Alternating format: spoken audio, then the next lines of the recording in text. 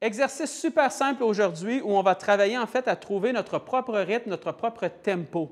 Et imaginez-vous que quand vous trouvez ce rythme-là, c'est un peu comme si on trouvait la vitesse idéale pour nous pour être capable de générer à la fois les bons contacts, mais aussi d'aller chercher notre pleine puissance. Donc aujourd'hui, on travaille un exercice où on va s'attaquer beaucoup à la transition de notre mouvement et vous allez voir, c'est ce qui va faire toute la différence au niveau de votre rythme.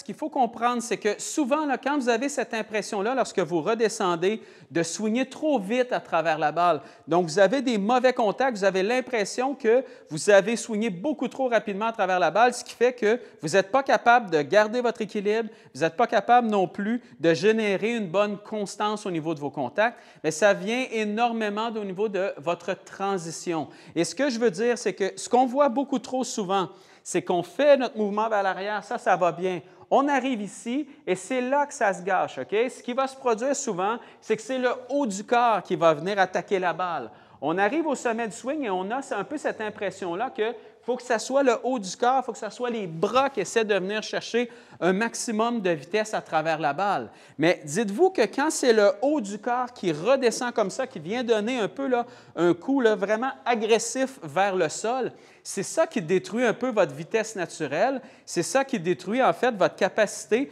à gérer vos contacts. Et là, vous n'aurez plus de rythme, vous n'aurez plus de tempo du tout, ça va devenir beaucoup trop difficile. Mais ce qu'on va s'attaquer, en fait, c'est d'enlever cette mauvaise transition-là. Quand vous redescendez à travers la balle, ce qu'il faut comprendre, c'est qu'on veut utiliser vraiment beaucoup plus le bas du corps et non pas le haut du corps. Au golf, plus vous allez utiliser le bas du corps en premier, bien, plus ce bas du corps-là va générer une vitesse qui est unique à vous. Pour certaines personnes, ça va être un peu plus rapide. Pour certaines personnes, ça va être un peu plus lent. C'est tout à fait normal. Mais c'est ce bas du corps-là qui va vous donner justement cette capacité-là à avoir un mouvement qui va être à la fois plus fluide, mais qui va être beaucoup plus facile à gérer aussi. Et dites-vous que quand cette vitesse-là est bien gérée, c'est 100 fois plus facile pour le corps de ramener le club correctement à l'impact. Plus vous allez avoir une transition qui est rapide comme ça ici avec le haut du corps, bien, plus le reste du corps, donc plus le bas du corps, va devoir essayer de compenser pour ça et plus c'est difficile pour lui de ramener le club correctement à l'impact. Exercice très simple. Ce que vous faites, vous allez faire le même mouvement vers l'arrière que ce que vous êtes habitué. Une fois que vous êtes rendu au sommet de votre swing, prenez une pause de plusieurs secondes. Et à partir d'ici, prenez le temps de vous dire, parfait, moi à partir d'ici, qu'est-ce que je veux faire? Je ne veux pas descendre ça en premier. Je ne veux pas descendre mes bras en premier, mes épaules qui tournent et tout ça. Ce n'est pas ça que je veux faire. Moi, ce que je veux, c'est de créer un mouvement qui est en rythme vers l'avant. Donc, qu'est-ce que je peux faire pour réussir ça? C'est que je vais utiliser le bas de mon corps.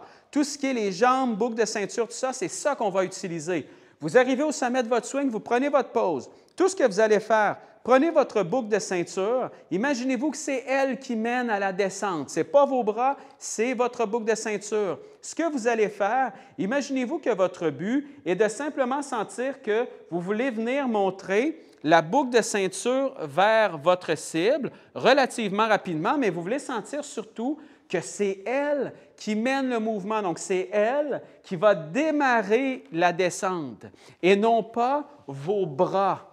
Et quand vous allez démarrer justement avec le bas de votre corps, si vous sentez par exemple, OK, je tourne ma boucle de ceinture vers l'avant et je laisse mes bras descendre, vous allez sentir tout de suite que vous allez mettre probablement 50 de la force que ce que vous êtes habitué, mais vous allez sentir tout de suite justement ce rythme-là qui va être nettement plus calme lorsque vous redescendez.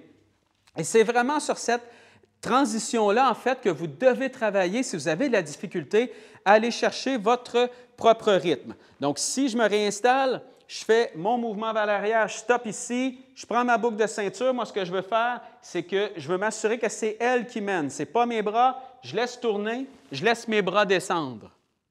Et quand vous allez faire ce mouvement-là, vous n'avez pas besoin de sentir qu'en redescendant, vous essayez de le tourner hyper rapidement le bas du corps. Tout ce que vous voulez sentir, laissez-le tourner à sa vitesse naturelle. Essayez pas de forcer. Imaginez-vous, vous arrivez au sommet de votre swing ici, ce que vous voulez, vous prenez elle, vous dites « OK, parfait, je vais simplement venir la tourner en premier et ensuite laisser mes bras descendre. » Et vous allez voir le corps va générer sa propre vitesse. Et vous allez voir que ça va être beaucoup plus facile pour lui à ce moment-là d'être capable aussi de garder l'équilibre à la fin du swing.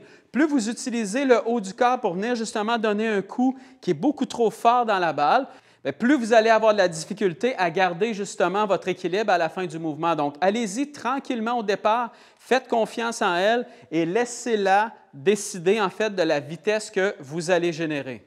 Plus vous allez vous habituer à faire ce mouvement-là, bien, plus le corps, naturellement, lui, ce qu'il va faire, c'est qu'il va commencer à tourner, oui, avec la boucle de ceinture en premier, mais il va aussi s'habituer à le faire un peu plus rapidement. Et c'est là que vous allez aller chercher encore plus de puissance, plus de vitesse, mais toujours en gardant ce bon rythme-là. Et quand vous regardez d'ailleurs le golf à la télé, ça nous donne toujours un peu l'impression qu'on voit des swings qui sont ultra fluides. Mais qu'est-ce qui fait que le swing est fluide et a l'air toujours en rythme? Bien, c'est vraiment cette question-là au niveau de la transition du bas du corps en premier et non pas du haut. Mais pour y arriver, défaites la séquence en stoppant au sommet pour vous assurer justement de bien demander au cerveau de travailler avec le bas du corps en premier et non pas avec le haut.